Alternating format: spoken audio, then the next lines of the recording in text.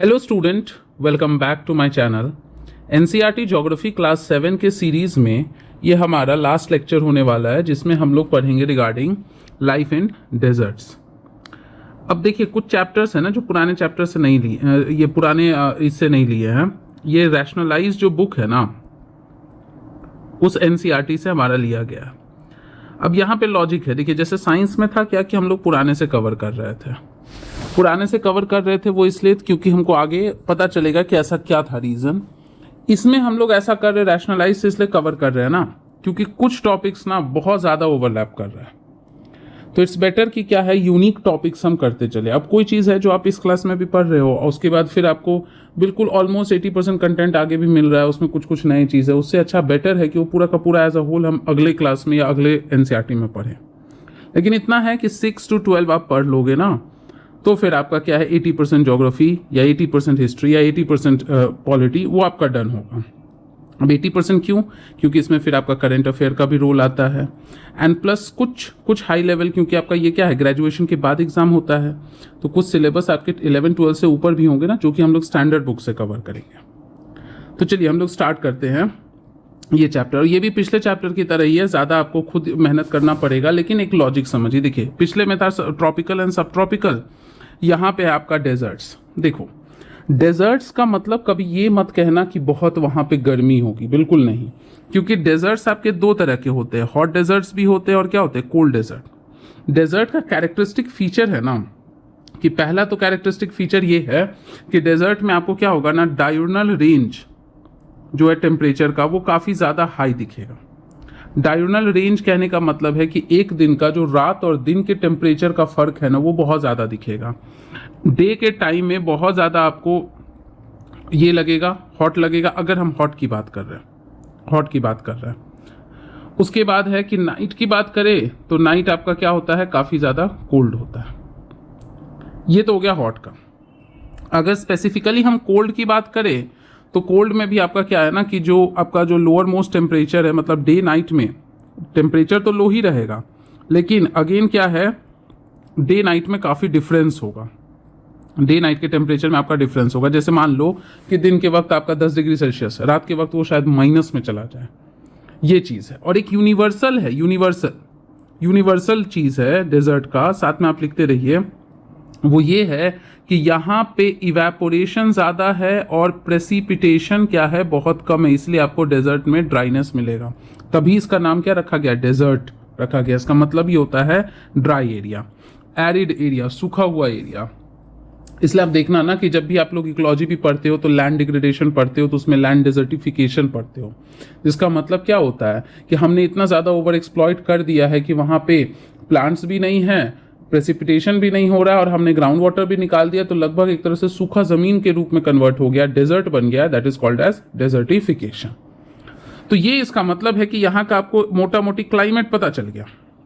अब जैसा कि पिछले चैप्टर्स में भी पढ़े थे ना कि क्लाइमेट हमारे बिहेवियर, हमारे activity, day to day activity को कहीं ना कहीं डिटरमाइन करेगा। तो यहाँ पे भी क्या है, जब हमें पानी, अब मान लो खुद को रखो डेजर्ट में कहीं पे भी, तो वहाँ पे आपको पानी की क्राइसिस है, तो आपका लाइफस्टाइल भी कुछ वैसा ही होगा। आप जब एग्रीकल्चर करोगे तो ऐसे क्रॉप उगाओगे ना जो कम पानी में ज़्यादा न्यूट्रिटिव होके उग के निकल जाए, आपका मेहनत कम पड़े। तो यहाँ पे आप शुगर केन की अगर खेती करने जाओगे तो फिर ये पॉसिबल नहीं होगा। तो थोड़ा बहुत जैसे पोटैटो हो गया, जैसे बाजरा ज्वार हो गया राजस्थान के साइड में, रागी हो गया, ये सब जो थोड़े थोड़े से होते हैं, या फिर आप लद्दाख में चले जाओ तो एप्रिकॉट फ्रूट्स वगैरह जो होता है, वॉलनट वगैरह, ये सब आपको देखने को मिलेगा। तो ये चीज़ है। अब इस हिसाब से हमारा लाइफस्टाइल भी होता है डिसाइड कि चलो फूड तो हो गया, फूड तो हम समझ गए कि किस हिसाब से हमको अरेंज करना है। अरेंज इस तरीके से करना है ना कि मतलब हो क्या, मेहनत कम पड़े, जो इनपुट है वो कम लगे, लेकिन आउटपुट हमको ज़्यादा मिले, क्योंकि हमको न्यूट्रिशन चाहिए। इंसान है, जानवर है, सब लिविंग बीइंग है, सबको जीवन चलाने के लिए न्यूट्रिशन चाहिए होगा। दूसरा चीज़ हमारा क्या है कि जो ये आपका दूसरा चीज़ है कि क्लाइमेट की वजह से क्या डिटरमाइन होता है, तो हमारा लाइफस्टाइल। यहाँ पे आप बड़े बड़े मेट्रोपॉलिटन सिटीज़ की तरह नहीं देखोगे कि बहुत बड़ा बड़ा बिल्डिंग है, बहुत डेवलपमेंट है, बहुत इंफ्रास्ट्रक्चर है। ये कर पाना पॉसिबल भी नहीं है, क्योंकि कॉस्ट बहुत आएगा, मेहनत बहुत आएगा, एंड प्लस लाइफस्टाइल को थ्रेट भी है। तो यहाँ आप देखोगे ना ट्राइब लाइक पीपल जैसे टुआरेग्स हो गए, बेडुइन्स हो गए इधर में सहारा साइड में, वैसे ही आप जैसलमेर या बीकानेर साइड आप राजस्थान चले जाओ वहां दिखेगा। लद्दाख याद होगा क्लास 6 के हम लोग पॉलिटी के एनसीईआरटी में पढ़े थे, लद्दाख और केरला को कंपेयर किए थे कि वहां पे भी ट्राइबल टाइप कल्चर है, छोटे छोटे ग्रुप्स में रहते हैं, बुद्धिज्म और जो कुछ इस्लामिक फॉलोअर्स भी होते हैं। तो इस तरीके का है, मतलब है क्या कि कम्युनिटी कोऑपरेशन यहाँ दिखेगा। क्यों दिखेगा? क्योंकि कंडीशन हार्श है ना।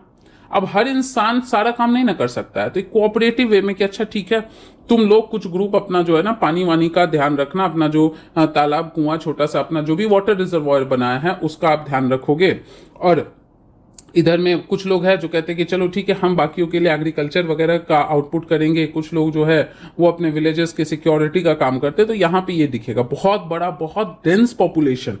ऐसे एरियाज में बहुत डेंस पॉपुलेशन आपको देखने को नहीं मिलेगा, चाहे कोल्ड हो चाहे हॉट डेजर्ट हो, कहीं पे भी चले जाओ।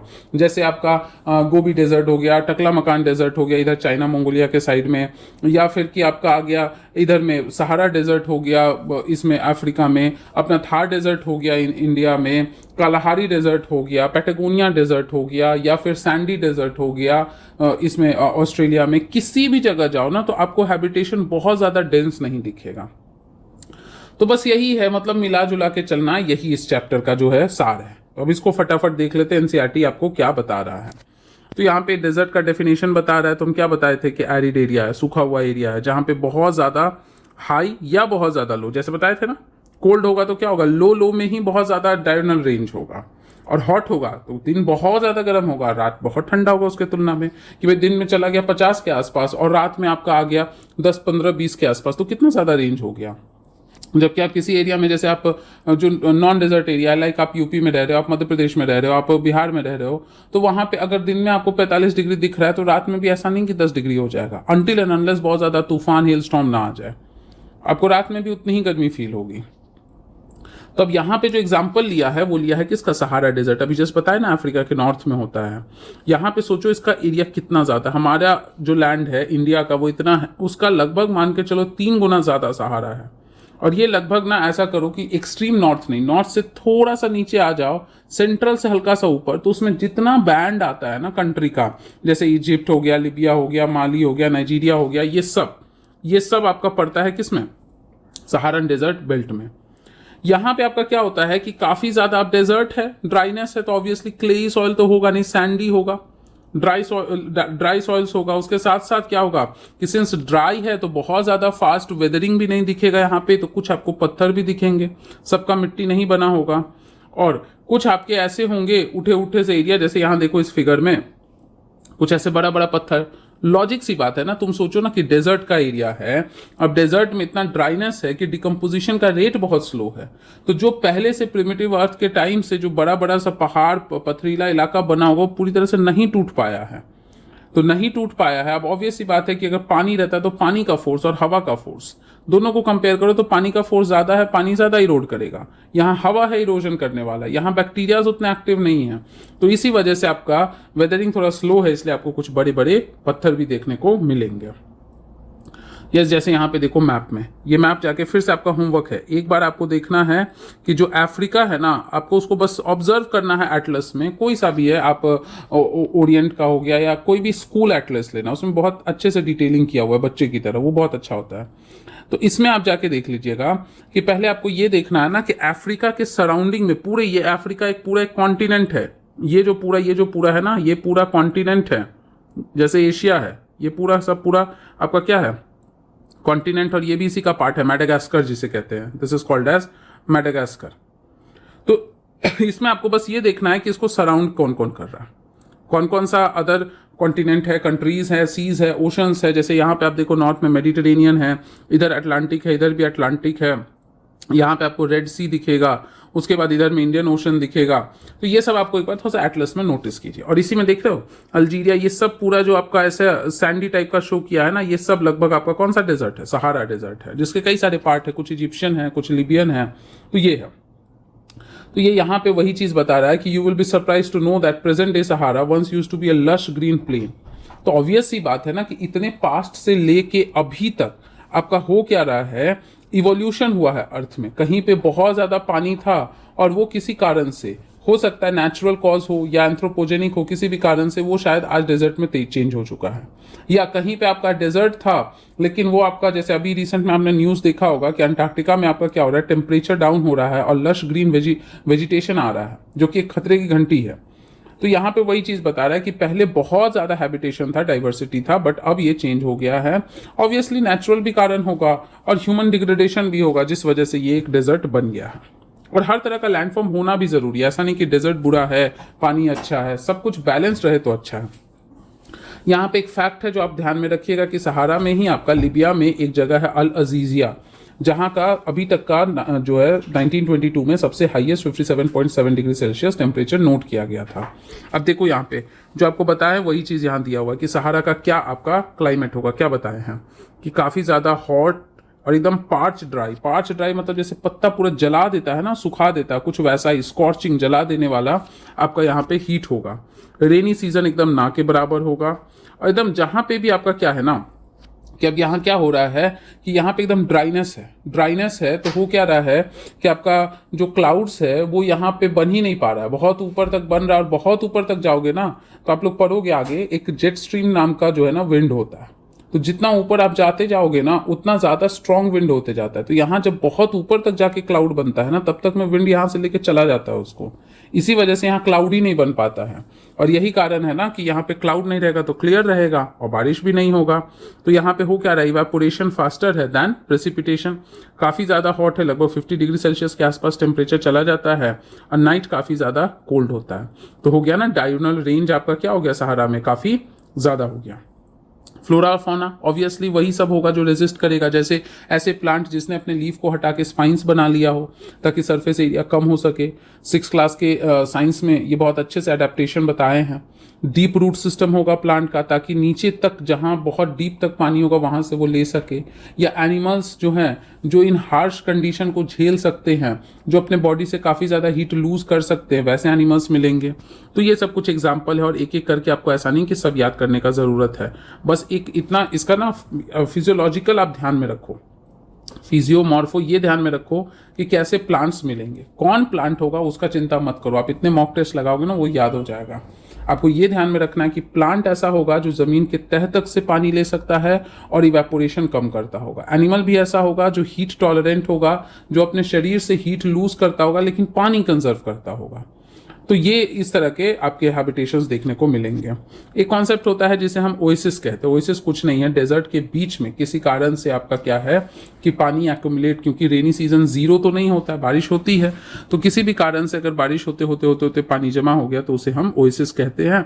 और उसके आसपास देख लो ऐसे वेजिटेशन वगैरह है, इतना ज़्यादा घना वेजिटेशन आपका एकदम ड्राई में नहीं होता है, पानी का सोर्स होगा जो शायद सैंड से ढक गया होगा या फिर उसके उस पार होगा, वैसे को ओएसिस कहते हैं। तो डेजर्ट में जनरली ओएसिस के ही आसपास आपका सेटलमेंट्स होता है। अब यहाँ पे कह रहा है कि डू यू नो कि साइंटिस्ट को यहाँ पे डेजर्ट में स्केलेटन्स ऑफ फिश मिला है। तो भाई क्यों नहीं मिल सकता है? ऑब्वियसली हम लोग जब आगे पढ़ेंगे ना तो जो आपका कॉन्टिनेंट्स था जो सब एक साथ जुड़ा हुआ था वो आपका क्या हो रहा था, सेपरेट होके मूव कर रहा था, east west north south move हुआ। तो वो हुआ क्या कि मतलब जो लैंड आपका क्या है कि हो सकता है आपका पानी के तल के अंदर होगा, वहां शायद फिश वगैरह रहता होगा, वो टेक्टोनिक फोर्स की वजह से अपलिफ्ट हो गया होगा, उठ गया होगा। तो उठ गया होगा कि जैसे मान लो ये एरिया था, इसके ऊपर पूरा पानी था, लेकिन किसी तरीके से अंदर से फोर्स लगा और ये आपका क्या है, पानी के ऊपर उठ गया। तो ऑब्वियसली अब यहाँ फिश तो नहीं रहेगा, कोई दूसरा ऑर्गेनिज्म रहेगा, लेकिन जो फिश पहले यहाँ रह चुका था उसके कहीं ना कहीं आपको फॉसिल्स तो देखने को मिल सकते हैं ना।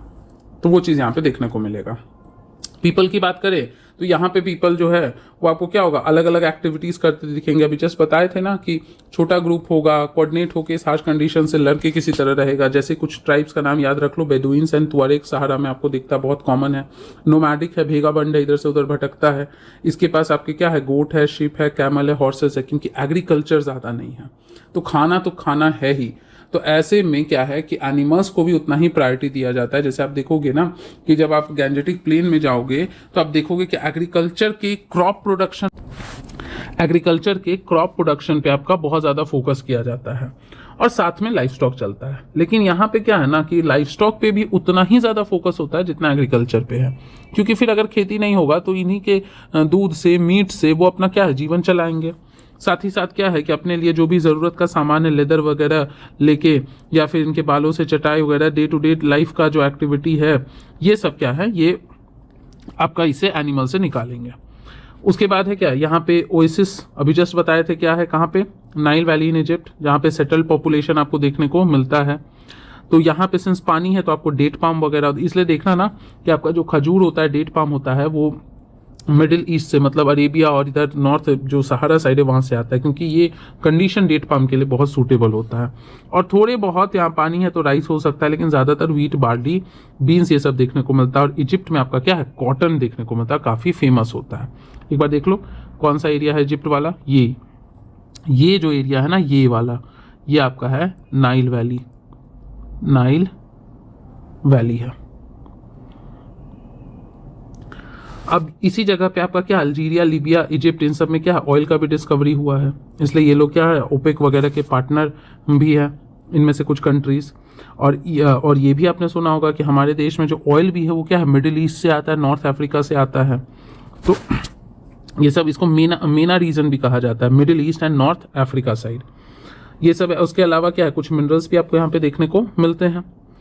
कल्चरल की बात करें तो ये यहाँ पे लगातार चेंज होता दिख रहा है। इस जगह पे यहाँ पे क्या होता है कि अभी के डेट में प्रेजेंट कंडीशन की बात करें तो प्रेजेंट कंडीशन में देखो, यहाँ पे लाइन भी नहीं पढ़ने का जरूरत है, आप अर्थ में कहीं भी जाइए ना, एवरीवेयर आपको सिचुएशन क्या होगा, चेंजिंग दिखेगा। आप खुद के जहाँ रह रहे हो वहाँ अपने गांव में ही जाओ, जब आप बचपन में जाते थे तो वहाँ पे आपको क्या था कि दिखता होगा कि ज़्यादा खेत थे और छोटा छोटा आपका घर था। लेकिन अब क्या है, बड़े बड़े घर हो गए, पक्के मकान हो गए। पहले शायद आप झोपड़ी ज़्यादा देखते होंगे और खेतों की संख्या क्या हो गई, कम। लोग अब लग्जूरियस लाइफ जीते। तो वैसे यहाँ पे भी बिल्कुल वैसे अमेजॉन रेन फॉरेस्ट की तरह यहाँ पे भी डेवलपमेंट बहुत होने लगा, क्योंकि हमारा पॉपुलेशन बढ़ रहा है, हम इंटेलिजेंट हो रहे हैं, टेक्नोलॉजिकली एडवांस हो रहे हैं, हमें भी दूसरों का देखा देखी क्या है, डेवलपमेंट करने का शौक है। हम भी चाहते हैं कि वो कंट्री डेवलप हो रहा है तो सहारा में क्यों ना हो, यहाँ पे भी बिल्डिंग्स बना रहे हैं, यहाँ पे भी हम हाईवेज बना रहे हैं, यहाँ पे भी हम जो है ट्रांसपोर्ट सिस्टम डेवलप कर रहे हैं। जो वहाँ के इंडिजीनियस लोगों के लिए जो कैमल था, गोट था, शीप था, उन सबको हटा के हम क्या, ट्रक्स है, बसेस है, ये सब लॉन्च कर रहे हैं। तो कुछ हद तक ठीक भी है, लेकिन कुछ हद तक जो है ना बुरा भी है, क्योंकि फिर ये क्या करेगा ना, ऐसे एरियाज को और ज़्यादा पोल्यूट करेगा। ड्राई ऑलरेडी है ही, ड्राई विंड चल रहा है, पोल्यूशन होगा, तो वो पोल्यूटेड गैस दूसरी जगह पे भी क्या होगा, फैलेगा। तो एक तरह से आपका क्या होगा ना, मल्टीप्लायर इफेक्ट की तरह काम करेगा। तो यही चीज़ आपका इंपॉर्टेंट है। उसके अलावा यहाँ पे कुछ डिप्रेशन के बारे में दिया। डिप्रेशन का मतलब कुछ नहीं, ऐसे आपका रेत है, यहाँ से हवा चला, जैसे ये आपका रेत था, ठीक है, यहाँ से ऐसे हवा चला, बहुत सारा सैंड उठा के ले गया, और अब इस पे क्या है ना, एक ऐसा गड्ढा जैसा बन गया। तो उसी को हम क्या कहते हैं, डिप्रेशन कहते हैं।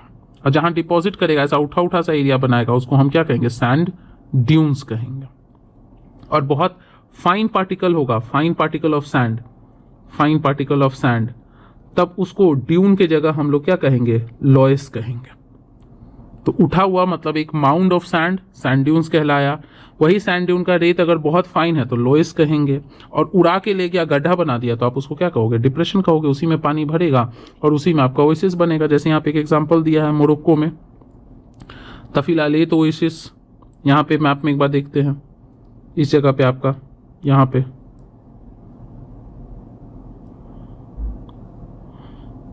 चलिए अब आते हैं इंडिया में। अब इंडिया में देखिए कुछ रटने वाला पॉइंट है कि भाई लद्दाख नाम का मतलब क्या है। लद्दाख मीन्स आपका क्या है, पास, जगह, और दक मतलब होता है कंट्री। मतलब ये है क्या कि किसी कोने से, किसी पास से जगह मिला और वहाँ एक नया ही कंट्री आपको दिखा। अब बाकी इंडिया देखो और वहाँ देखो, बहुत फर्क दिखेगा। और उसी लद्दाख में एक जगह है द्रास। जब आप इसके क्या कहते हैं, कारगिल वॉर के बारे में जो डॉक्यूमेंट्री पढ़ोगे ना, तो आपको वहाँ पे ये नाम सब सुनने को मिलेगा। तो द्रास ये आपका क्या है ना कि हमारे एक तरह से इंडिया का जो सबसे कह सकते हो कोल्डेस्ट इनहैबिटेड, जहाँ लोग रहते हैं और बहुत ठंडा वाला इलाका है। अब यहाँ पे देखिए लद्दाख क्या है, एक कोल्ड डेजर्ट है। कोल्ड डेजर्ट है, किधर मिलता है, ग्रेट हिमालयाज में। किधर, जम्मू कश्मीर के कौन से साइड में, ईस्ट साइड में। अभी मैप में क्लियर हो जाएगा। इसके नॉर्थ में आपका क्या है, काराकोरम है, जंस्कर माउंटेन है, जो कि इसके साउथ में है।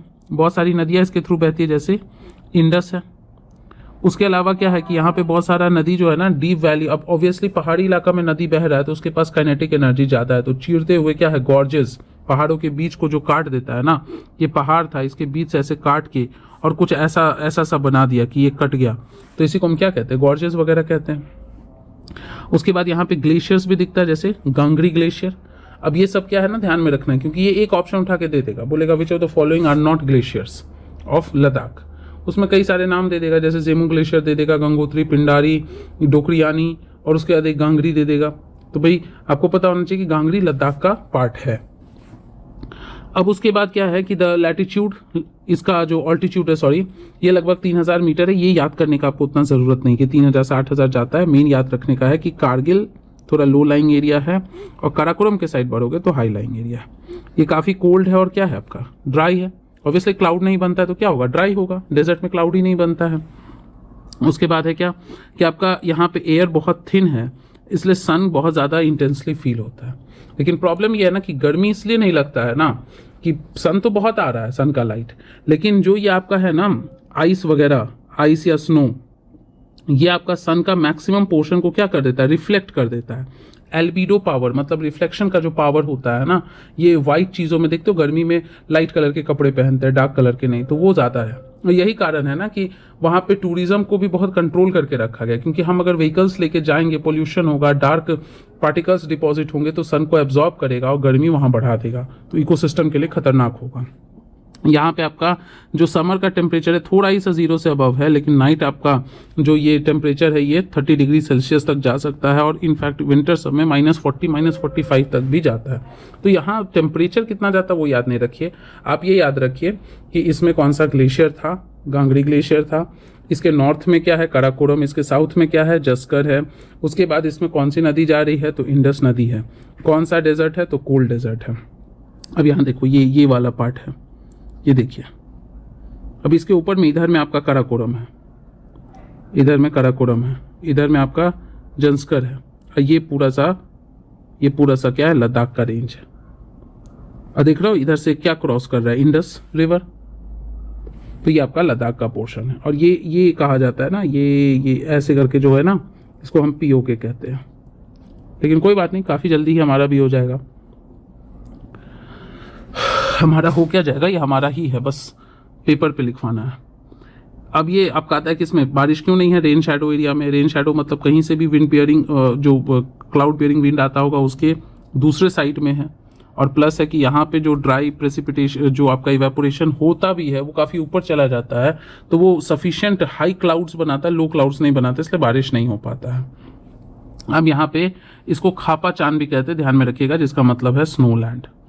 अब यहाँ फ्लोरा फोना, भाई ठंडा वाला इलाका है तो क्या होगा, आपके एप्पल, वॉलनट्स, एप्रिकॉट, ऐसे ही फ्रूट्स होंगे।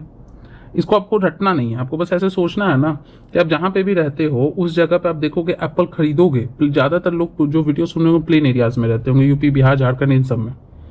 तो आपके एरिया में जब एप्पल आता है या ड्राई फ्रूट्स आता है, जैसे वॉलनट हो गया या फिर पिस्ता हो गया, ये सब आप देखते हो काफ़ी महंगा बिकता होगा। क्यों बिकता है, क्योंकि वो आपके एरिया में नहीं उगता है, वो हिली एरियाज, कश्मीर, लद्दाख से आता है। तो ये सब यहाँ पे होता है। वेजिटेशन बहुत ज़्यादा नहीं है, क्योंकि एरिडिटी ज़्यादा है, वेजिटेशन कम है, थोड़े बहुत ग्रासेस, श्रब्स है, विलोज एंड पॉपुलर्स प्लांट है। उसके अलावा यहाँ पे एप्पल्स होता है, एप्रिकॉट होता है, वॉलनट होता है। और इसमें बर्ड्स वगैरह जो है कुछ आपको देखने को मिलता है, जैसे रॉबिन, रेड स्टार्स, स्नोकुक, रेवन, हुपोई, ये सब ऐसे कलरफुल सुंदर सुंदर से जो है ना, ऐसा लगा कि मैना है, लेकिन उसमें अलग अलग तरह का कलर है, साइजेस है।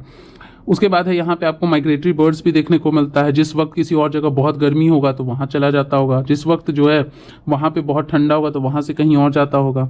वाइल्ड गोट्स, शीप, याक, यहाँ पे डॉग्स वगैरह जो है, हिमालयन डॉग्स देखने को मिलता है।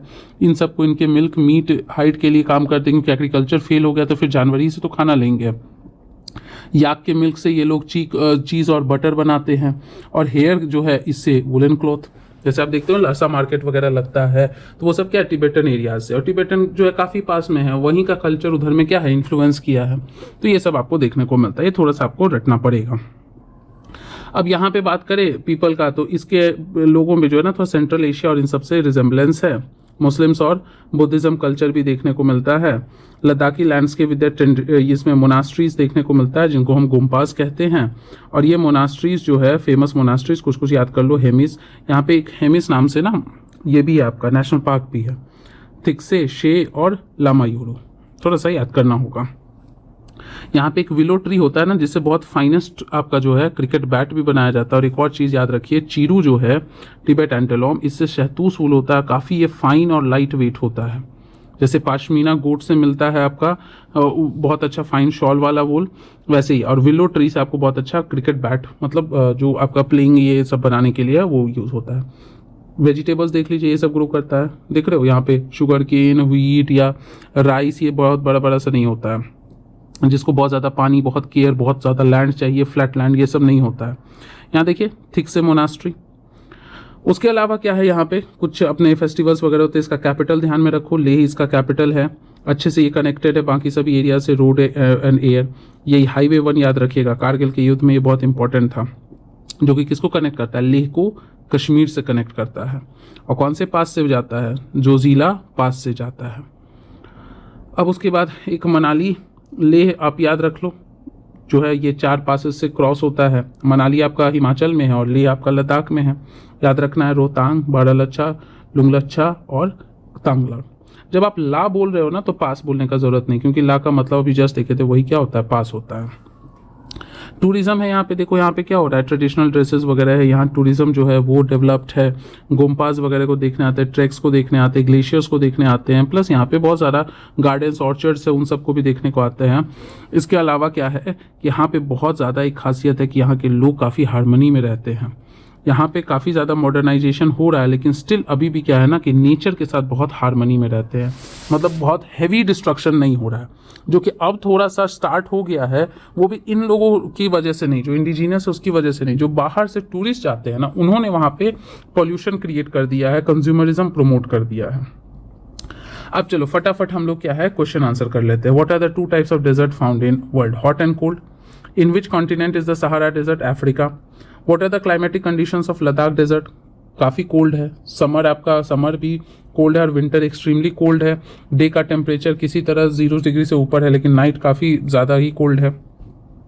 What mainly attracts tourists to Ladakh? भाई टूरिस्ट यहाँ पे जो ट्रेडिशनल आपका कल्टीवेशन है, जो क्लोथिंग है, जो यहाँ पे ऑर्चर्ड्स है, या यहाँ पे जो आपका सीनियरी है, वैलीज है, ये सब क्या करता है ना, टूरिस्ट को बहुत अट्रैक्ट करता है। ये जो लास्ट में आपका यहाँ पे दिया हुआ है ना, ये सब मोनास्ट्रीज वगैरह। What type of clothes do the people of Sahara Desert wear? कि कैसे क्लोथ्स वेयर करते हैं, तो ये ऐसे भी लॉजिकली भी आपको समझना है कि डार्क कलर के क्लोथ्स नहीं वेयर कर सकते हैं, लाइट कलर के, या फिर आपको कह सकते हैं जो बहुत डेंस, बहुत हैवी ना हो, लाइट हो वैसे, ताकि हीट से बचा जा सके। Name the trees that grow in Ladakh, अभी जस्ट एप्रिकॉट देखे थे, या फिर आपका वॉलनट हो गया, एप्पल्स हो गया, ये सब। फिर Sahara is located in which part, northern. Sahara is what type, hot. Ladakh desert is mainly inhabited by Buddhist and Muslims. Deserts are characterized by, तो डेजर्ट्स में क्या होता है, scanty vegetation, low precipitation and heavy evaporation. Hemis in Ladakh is famous for, Hemis क्या है, monastery है आपका। Egypt में क्या होता है आपका, कॉटन का कल्टीवेशन है। अब ओएसिस, तो ओएसिस क्या बताए थे, डिप्रेशन विथ वाटर, ये है ओएसिस। बेदुइन्स क्या है, ट्राइब है आपका, ये सहारा में मिलता है, ट्राइब बेदुइन्स। टुअरेग्स। ऑयल जो है वो कहाँ डिस्कवर हुआ था, ऑयल आपका अल्जीरिया में डिस्कवर हुआ, इजिप्ट में डिस्कवर हुआ और लीबिया में। उसके बाद गांगरी ग्लेशियर, गंगोत्री से कंफ्यूज नहीं करना, गंगोत्री उत्तराखंड में है, ये गांगरी है। And Lamayuru monastery, Lamayuru monastery. Give reasons. अब ये मैप स्किल्स है, इसको आपको एक बार बस ऑब्जर्व करना है। There is scanty vegetation in desert, simple reason है, low precipitation, high evaporation and extreme dryness. People of Sahara desert wear heavy robes, तो हैवी रोब्स मतलब एक तो नॉर्मल जो आपका क्लोथ होता है ना ओवरऑल, वो तो आपका हो गया कि भाई लाइट होना चाहिए। उसके अलावा क्या है कि ये मतलब एक तरह से क्या होता है ना कि हैवी रोब्स यहाँ पे सेंस हुआ ना कि जैसे होता है ना कि हम लोग जब कपड़ा पहनते हैं ना, तो उसका कटिंग होता है, शर्ट का पार्ट हो गया, जीन्स का पार्ट हो गया, अलग अलग। ये क्या होता है ना, ऊपर से नीचे एक ही जैसा, एक बार पहन के पूरी तरह से ऐसे ढक लो। उससे ये होता है ना कि एक तो लाइट वेट भी है, बहुत डार्क भी नहीं होता है, और साथ में क्या होता है ना कि लूज रहता है, तो उसके बीच में आपका गैप रहता है, तो जिस वजह से ना बहुत ज़्यादा एक्सट्रीम हीट स्किन को टच नहीं करता है। तो इसी वजह से ये पहनते हैं, मतलब to protect from extreme heat. तो ये चैप्टर खत्म होता है, इसी के साथ हम ज्योग्राफी के एंड पे आ गए हैं। और ये हम रैशनलाइज से इसलिए कर रहे हैं क्योंकि 8th में आपको जो बचा हुआ चैप्टर्स है ना, वो कुछ 8 में 9 में ऐसे देखने को मिलेगा। तो मिलते हैं अगले सब्जेक्ट के साथ, तब तक के लिए अच्छे से पढ़ते रहिए, सब्सक्राइब कर लीजिए। कुछ डाउट है तो आप ज़रूर कमेंट सेक्शन में पूछिए, कहीं पे भी आप कनेक्ट कर सकते हैं, इंस्टा पे कनेक्ट कर सकते हैं, टेलीग्राम पे कनेक्ट कर सकते हैं और अपने डाउट को एकदम क्लैरिफाई कर लीजिए। Thank you everybody.